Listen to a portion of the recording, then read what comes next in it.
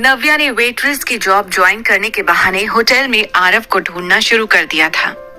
5th floor पर आते ही उसने 2 बॉडीगार्ड्स को देखा। ये गार्ड्स यहाँ? पर मैनेजर ने तो कहा था कि इस फ्लोर पर उनके गेस्ट रुके हुए हैं। नव्या सोच में पड़ गई। उसे याद आ रहा था कि मैनेजर ने उसे इस फ्लोर से दूर रहने के लिए कहा था, लेकिन वो छुपकर अभी भी गार्ड्स को देख रही थी। दोनों गार्ड्स एक रूम के बाहर खड़े थे, कभी उसके दाएं घूमते तो कभी बाएं, लेकिन थे वो उसी कमरे के आगे। कुछ तो है इस कमरे में, पर क्या? कहीं आरव इसी रूम में तो नहीं? नव्या के दिमाग में आया। अभी वो आरव को ढूंढने का एक भी मौका हाथ से नहीं जाने देना चाहती थी। उसे पहले तो मैनेजर की बात याद करके आगे जाने से डर लग रहा था, लेकिन फिर उसने सोचा, हो सकता है डैड ने ही यहाँ के मैनेजर से बात की हो और उनसे कहा हो कि किसी को भी इस फ्लोर पर आने मत दें। शायद डैड ने ही यहाँ पर गार्ड्स भी लगाए हों ताकि कोई आरव तक पहुंच ही ना पाए। मुझे एक बार तो इस कमरे के अंदर जाकर देखना ही होगा। अगले ही पल उसने डिसाइड किया कि वो कैसे भी करके उस कमरे के अंदर जाएगी। उसे भरोसा हो गया था कि आरव उसी कमरे के अंदर है। पर अगला सवाल ये था कि कैसे? इन 2 हट्टे कट्टे गार्ड्स के बीच से कैसे जा पाएगी वो उस रूम के अंदर? तभी उसे एक हाउसकीपिंग वाला नजर आया, जिसके हाथ में खाने की ट्रॉली थी और वो उसी कमरे की तरफ जा रहा था जहां गार्ड्स खड़े हुए थे। नव्या तेजी से उसके पास गई और उसने कहा, हाय, ये मुझे दे दो, मैं ले जाती हूँ इस रूम में। You look so tired. उसकी ये बात सुनकर हाउसकीपिंग स्टाफ मेंबर हैरान हो गया। उसने नव्या को पहले इस होटल में कभी नहीं देखा था। उसने सर से लेकर पैर तक उसे ध्यान से देखते हुए पूछा, तुम कौन हो? मैंने आज ही ज्वाइन किया है ये होटल, इसलिए शायद तुमने मुझे देखा ही नहीं होगा। वैसे भी इतना बड़ा होटल है और इतने सारे एम्प्लॉइज, लोग कैसे ही पहचानेंगे एक दूसरे को? नव्या ने हड़बड़ा कर कहा। उस स्टाफ मेंबर को नव्या की बातें थोड़ी अजीब लग रही थी, लेकिन नव्या की यूनिफॉर्म यही कह रही थी कि वो इसी होटल का स्टाफ है। इससे पहले कि वो नव्या पर शक करता, नव्या ने उसके हाथ से फूड ट्रॉली ले ली। ये मुझे दे दो, मैं हैंडल कर लूंगी। तुम ना जाकर रेस्ट करो। वैसे भी तुम्हारे चेहरे से ऐसा लग रहा है जैसे तुमने पिछले कुछ दिनों से ठीक से रेस्ट नहीं किया है। नव्या ने झूठ बोलते हुए कहा। ये सुनकर वो स्टाफ मेंबर और भी ज्यादा परेशान हो गया। उसने अपने चेहरे पर हाथ लगाते हुए कहा, मैं और थका? मैं तो बिल्कुल फ्रेश हूँ। अरे ले लो ना रेस्ट, वैसे भी हम कोलीग्स हैं। हम एक दूसरे की मदद नहीं करेंगे तो कौन करेगा? देखो, मुझे पता है कि इस होटल में काम थोड़ा ज्यादा रहता है, इसलिए रेस्ट करने का मौका हाथ से मत जाने दो। अब ये ट्रे मेरे हवाले करके आराम से जाओ। नव्या ने जैसे तैसे उस स्टाफ मेंबर को समझाकर वहां से भेज दिया था। उसके जाते ही नव्या ने गहरी सांस ली और गार्ड्स वाले रूम की तरफ बढ़ने लग गई। बस अब आरव मुझसे थोड़ी ही दूर है, एक बार मैं उसे देख लूं, फिर मुझे उसे यहाँ से ले जाने से कोई नहीं रुक सकता। मन में सोचती हुई नव्या गेट तक पहुंची तो वहां खड़े गार्ड्स उसे देखने लग गए। इससे पहले कि वो कुछ पूछते, नव्या ने कहा, डिनर। गार्ड्स ने उसकी यूनिफॉर्म और हाथ में ट्रॉली को देखकर उसे रूम में जाने दिया। जैसे ही वो रूम के अंदर गई, उसने एक बड़ा आलीशान खुशबूदार कमरा देखा जिसमें कोई भी नजर नहीं आ रहा था। आरव कहाँ है? नव्या ने धीरे से खुद से पूछा। उसने खाने की ट्रॉली वहीं पर छोड़ी और कमरे के हर एक कोने में आरव को ढूंढने लग गई। पर उसी वक्त उसे रियलाइज हो गया कि इस कमरे में कोई भी नहीं है।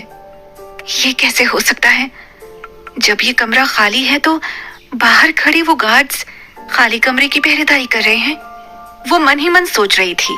उसे लग रहा था कि कहीं ये भी आरव को छुपाने के लिए उसके डैड की तरफ से कोई चालाकी तो नहीं। तभी अचानक उसके कानों में पानी की आवाज आई। उसने पलट कर देखा तो उसके ठीक पीछे बाथरूम था, जिसका दरवाजा हल्का पारदर्शी था। उसने देखा कि एक लंबा और गोरा आदमी बाथरूम के अंदर शावर से नहा रहा था। ये नजारा देखते ही नव्या पीछे पलट गई। ओह तेरी, ये मैं कहाँ आ गई? ये तो किसी और का कमरा है। मैं इतनी बड़ी बेवकूफी कैसे कर सकती हूँ? शिट! इससे पहले कि कोई मुझे यहाँ देख ले, मुझे यहाँ से निकलना होगा। खुद से ये कहते हुए नव्या ने वहां से हड़बड़ाहट में भागने की कोशिश की, लेकिन जल्दबाजी में उसके पैर जोर से खाने की ट्रॉली से लड़ गए और ट्रॉली में रखा सूप बोल जमीन पर गिर गया। सूप से पैर फिसलने की वजह से नव्या भी जमीन पर गिर गई। दर्द के कारण उसके मुंह से चीख निकलने वाली थी, लेकिन उसने सही वक्त पर अपने मुंह पर हाथ रख लिया। अंदर बाथरूम में जो नहा रहा था, उसे बाहर हो रही हलचल की आवाज सुनाई दे गई थी। उसने तुरंत शावर बंद किया। शावर बंद करते ही कमरे में और भी ज्यादा सन्नाटा छा गया था। ये बाहर किस तरह की आवाज हो रही है? मेरे कमरे में कौन है? कहकर उस शख्स ने तुरंत अपनी टॉवल कमर पर लपेटी। यह नव्या तेजी से उठकर खड़ी हो गई थी और फिर से कमरे से बाहर भाग रही थी, लेकिन जल्दबाजी में एक बार फिर उसका पैर फिसल गया और वो दरवाजे से भिड़ गई। इस बार उसने खुद को गिरने से बचा लिया, लेकिन उसके पैर में चोट आ गई थी। मुझे निकलना होगा जल्द से जल्द। नव्या खुद से बोले जा रही थी, लेकिन तभी बाथरूम का दरवाजा खुला। तुम फिर यहाँ आ गई? तुम इतनी डेस्परेट हो, मैंने सोचा भी नहीं था। ये आवाज नव्या को जानी पहचानी लग रही थी। उसने पलट कर देखा तो उसके पीछे टॉवल में अविनाश आहूजा खड़ा हुआ था। उसे फिर एक बार अपने सामने देखकर नव्या ने अपना सिर पकड़ लिया। ओह नो, पूरी दुनिया में मुझे इसी का कमरा मिला था अंदर आने के लिए। उसने खुद से इरिटेट होकर कहा। जिस तरह से अविनाश की नजरें उसे घूर रही थी, वो समझ गई थी कि अविनाश जरूर कुछ गलत ही समझ रहा होगा। नव्या ने एक गहरी सांस लेते हुए अंदर आकर कहा, What a coincidence. Yes, what a coincidence, Miss Navya. Avinash की आवाज में शक और गुस्सा दोनों सुनाई दे रहे थे। नव्या इस वक्त अपनी सफाई देना तो नहीं चाहती थी, लेकिन उसे पता था कि उससे यहाँ आकर एक बड़ी गलती हो गई थी। वो पूरी तरह से अविनाश की ओर देख भी नहीं पा रही थी। टॉवल में उसे देखकर वो बार बार हेजिटेशन से अपनी नजरें नीचे कर ले रही थी। देखिए मिस्टर आहूजा, अगर मैं आपसे कहूँ कि मेरा यहाँ इस तरह से कमरे में आना सिर्फ एक एक्सीडेंट था, तो क्या आप मेरा यकीन करेंगे? नव्या ने घबराई हुई हालत में कहा। यह सुनकर अविनाश को हंसी आ गई। वो धीरे धीरे नव्या के पास आया और उसके कानों के पास आकर गहरी सांस में कहा, हाँ, तुम्हें सच में लगता है मैं तुम्हारा यकीन करूंगा? Really? अविनाश नव्या के इतने करीब था जितना नव्या ने पहले कभी किसी को महसूस नहीं किया था। डर के कारण उसकी सांसें तेज थीं। सिर्फ टॉवल में होने के कारण नव्या उसे ठीक से देख भी नहीं रही थी। झुकी नजरों से लड़खड़ाते हुए उसने कहा, मिस्टर आहूजा, आप मुझे गलत समझ रहे हैं। मैं इस कमरे में। नव्या ये बोल ही रही थी कि तभी अविनाश ने उसका हाथ पकड़ लिया। उसके शब्द उसके मुंह में ही रह गए और उसकी आंखें चौड़ी हो गईं। ये आप क्या कर रहे हैं? नव्या ने हड़बड़ाते हुए कहा। उसे अविनाश के इंटेंशंस बिल्कुल ठीक नहीं लग रहे थे। मैं वही कर रहा हूं जो तुम यहाँ करने आई थी, अविनाश ने नव्या को घूरते हुए कहा। उसे अब ऐसा लगने लगा था जैसे नव्या अपने बेटे का बहाना करके उसके आगे पीछे घूम रही थी। ये कोई नई बात नहीं थी उसके लिए। बड़े बड़े घरों की लड़कियां किसी न किसी बहाने से अविनाश के करीब आना चाहती थीं। इसलिए अविनाश अभी तक नव्या की बातों को सीरियसली नहीं ले रहा था। मैं यहाँ कुछ करने नहीं आई थी, आप गलत समझ रहे हैं। मैं तो यहाँ सिर्फ अपने बेटे को ढूंढने के लिए आई थी। बाहर खड़े गार्ड्स को देखकर मुझे लगा कि वो यहाँ इस कमरे में है।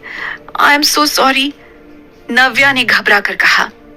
वो बस किसी तरह से अब इस कमरे से निकलना चाहती थी, पर अविनाश को उसकी बातें मजाक से कम नहीं लग रही थी। हाँ, अभी भी अपने बेटे को यूज कर रही हो। Don't you have any shame? अगर मेरे करीब ही आना चाहती थी तो पहले कह देती। इतना कहकर अविनाश नव्या के और पास आया। अब उन दोनों के बीच बस कुछ ही इंच का फासला रह गया था। नव्या को समझ नहीं आ रहा था कि वो इससे बाहर कैसे निकले। आप गलत समझ रहे हैं, मैं आपके पीछे क्यों आऊंगी? मुझे सिर्फ अपना बेटा चाहिए। प्लीज मुझे यहाँ से जाने दीजिए, मुझे आरव को ढूंढना है, उसने घबरा कर कहा और अपने आप को अविनाश से दूर करने की कोशिश की। लेकिन उससे पहले ही अविनाश ने उसके हाथ को मरोड़कर पीछे कर दिया और भारी आवाज में कहा, ओह, तो तुम्हें मेरी हेल्प चाहिए, इसलिए तुम इस कमरे में आकर मुझे इम्प्रेस करना चाहती थी। लो, करो इम्प्रेस। इस बार नव्या को अविनाश की बातें सुनकर गुस्सा आ रहा था। उसने अपनी गलती तो मान ही ली थी, लेकिन वो अपने कैरेक्टर के ऊपर उठ रहे सवालों को बिल्कुल बर्दाश्त नहीं कर सकती थी। देखिए मिस्टर, मैं इस कमरे में गलती से आ गई और इसके लिए मैंने आपको सॉरी भी कह दिया है। अब इसके आगे आप क्या सोचते हैं और क्या नहीं, मुझे इससे कोई फर्क नहीं पड़ता है। इतना कहकर नव्या ने इस बार अपने दोनों हाथों की ताकत से अविनाश को जोर से पीछे की ओर धक्का दिया और खुद से दूर कर दिया। अविनाश के पीछे हटते ही नव्या ने रूम का दरवाजा खोला और बाहर निकल गई। अविनाश उसे घूर कर देख रहा था। अंदर ही अंदर उसके गुस्से का उबाल और बढ़ता जा रहा था। ये तुमने ठीक नहीं किया मिस नव्या। उसने तुरंत अपने कपड़े पहने और बाहर निकल गया। बाहर खड़े गार्ड्स ने अविनाश को देखते ही उसे ग्रीट किया। तुम लोगों ने एक लड़की को यहाँ से निकलते हुए देखा? अविनाश ने कड़ी आवाज में पूछा। हाँ सर, वो यूनिफॉर्म में, एक गार्ड ने झट से कहा। हाँ वही, किस तरफ गई है वो? सर वो तो सामने लिफ्ट की ओर गई थी।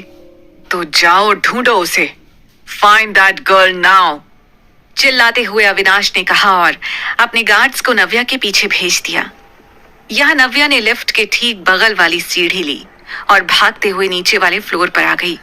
जैसे ही उसने देखा कि अब उसके पास कोई नहीं है और वो पूरी तरह से सेफ है, उसने अपना सिर पीछे दीवार की ओर टिकाया और गहरी सांस लेने लगी। मैं कहाँ फंस गई थी? शिट! आरव अगर उस कमरे में नहीं था तो कहाँ होगा? कहाँ ढूंढूंगी मैं उसे इतने बड़े होटल में? कैसे मिलेगा Aarav? Please somebody help me. Navya गहरी सांस लेकर बोल रही थी। उसकी धड़कनें तेज थीं और आंखें नम। तभी सामने से एक आवाज आई। हे नव्या! नव्या ने घबराकर अपनी आंखें खोली तो देखा कि उसके सामने रितिका खड़ी हुई थी। रितिका को देखकर वो और भी ज्यादा डर गई। उसे समझ नहीं आ रहा था कि वो उसके सवालों का क्या जवाब देगी। क्या रितिका समझ जाएगी नव्या के इस होटल में आने का असली मकसद? आखिर कहाँ था आरव? क्या अविनाश पहुंच पाएगा नव्या तक? जानने के लिए सुनते रहिए द रिटर्न, सिर्फ पॉकेट एफएम पर।